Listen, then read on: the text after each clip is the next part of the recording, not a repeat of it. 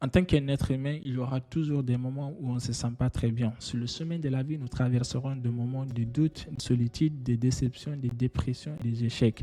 Ce sont là autant de mots que l'on peut utiliser pour décrire la plupart des événements que nous traverserons durant notre passage dans ce monde. Le mystère de la vie, c'est que des événements imprévus et indésirables font partie de la vie d'un être humain et ce n'est pas une question de choix. Il y aura toujours des moments difficiles, c'est normal. Mais qu'est-ce qui se passe-t-il lorsque la vie met sur notre chemin toute une série d'obstacles qui peuvent durer pendant des semaines, des mois, voire même des années?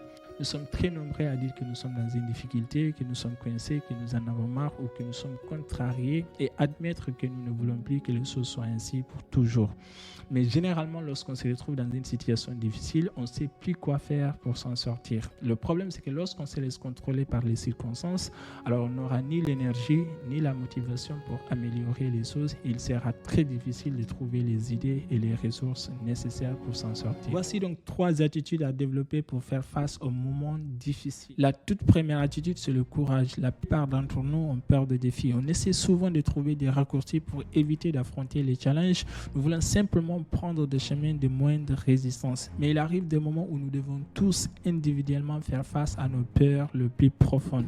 Pour certaines, cela peut être d'accepter un travail qui vous fait changer votre environnement habituel ou même mettre fin à une relation qui aurait dû se terminer il y a 10 ans. Donc vous devez examiner, évaluer et éliminer tout ce qui vous empêche d'exploiter pleinement vos capacités humaines les plus élevées et personne ne le fera à votre place. Donc soyez courageux et développez cette force de caractère qui vous permettra d'affronter n'importe quel moment difficile. La deuxième attitude, c'est l'optimisme. Vous avez déjà entendu la vieille analogie du verre à moitié plein et à moitié vide? Eh bien, c'est vrai. Vous avez une chance sur 2 d'être positif ou négatif.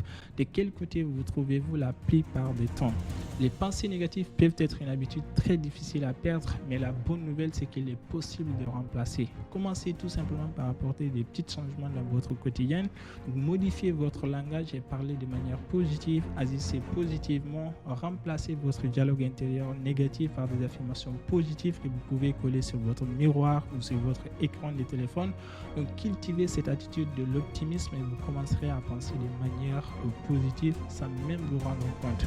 On dit souvent que l'action précède l'attitude et l'attitude est contagieuse, alors entourez-vous de personnes qui sont optimistes et encourageantes. La troisième attitude, c'est l'autodétermination. Où voyez-vous dans 5 ans, dans 10 ans? Une personne sans objectif, c'est comme un bus sans chauffeur. Ne laissez pas les limitations, qu'elles soient réelles ou imaginaires, comme la plupart du temps d'ailleurs, vous éloigner de votre objectif. Et surtout, n'écoutez pas les rabat-joie, même si vous pensez parfois qu'ils doivent avoir raison. Si quelque chose est important pour vous, alors tenez-vous-en à cette idée, vous serez étonné de ce que vous pouvez accomplir. Il y a un champion en chacun de nous et parfois il faut un événement douloureux pour ressortir ce champion. Donc développez ces 3 attitudes, le courage, l'optimisme et l'autodétermination et je vous le promets que vous en tirerez des avantages énormes.